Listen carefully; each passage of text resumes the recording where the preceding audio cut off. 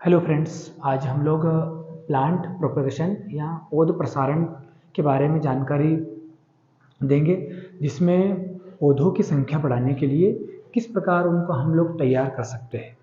तो पौध प्रसारण यानी कि पौधों की संख्या बढ़ाने के लिए उन्हें बीज या वानस्पतिक विधियों के द्वारा तैयार करके नया पौधा बनाना पौध प्रसारण कहलाता है। अब चूंकि पौध प्रसारण की दो विधियां होती हैं मुख्य रूप से। पहली लैंगिक, जिसको हम लोग बीज द्वारा पौध प्रसारण भी करते हैं, और दूसरी विधि है अलैंगिक, जिसको हम लोग वानस्पतिक प्रसारण भी करते हैं।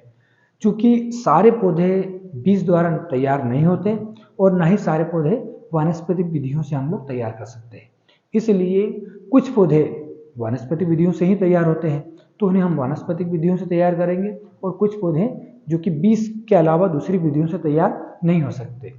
तो मैं आपको अभी लैंगिक प्रसारण के बारे में बता रहा हूँ कि वे पौधे जिनका प्रसारण या प्रवर्धन केवल बीज द्वारा ही संभव हो सकता है, उन्हें हम लोग लैंगिक प्रसारण कहते हैं। जैसे पपीते को हम लोग बीज के अलावा और अन्य विधियों से नहीं लगा सकते। तो उसके अलावा वानस्पतिक प्रसारण की पौधे के किसी अंग विशेष को पौधे से अलग करके, है ना, लगाकर नया पौधा तैयार करना वानस्पतिक प्रसारण के अंतर्गत आएगा।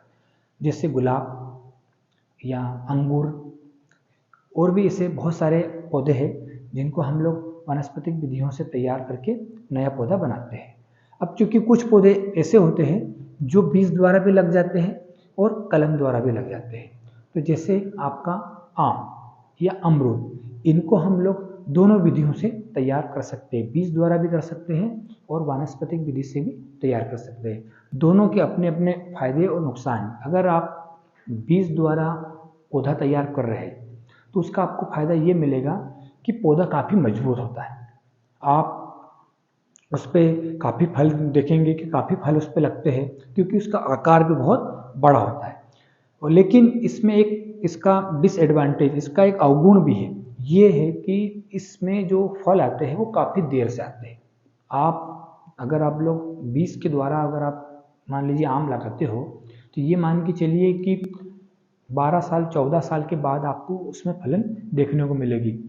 उसी प्रकार से ये इसका एक अवगुण हो जाता है। लेकिन अगर आप बीज द्वारा ही आम लगा रहे हो तो इसका आपको फायदा ये मिलेगा कि पौधा काफ़ी मजबूत, बड़ा, घना और काफ़ी संख्या में इसमें आपको फलन प्राप्त होंगे।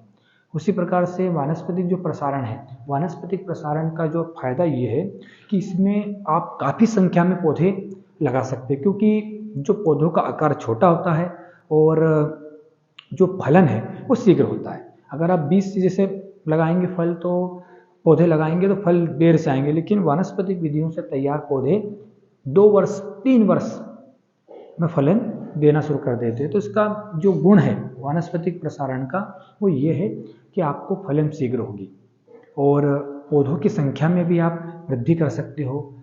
लेकिन इसका एक अवगुण ये है कि जो वानस्पतिक विधि से तैयार पौधे हैं वो कमज़ोर होते हैं।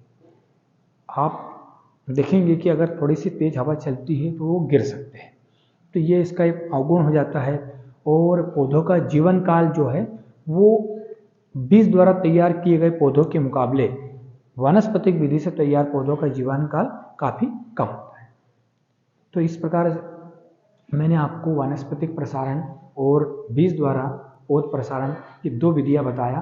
तो और हम इसके जो लाभ हानि ये हम जान चुके हैं।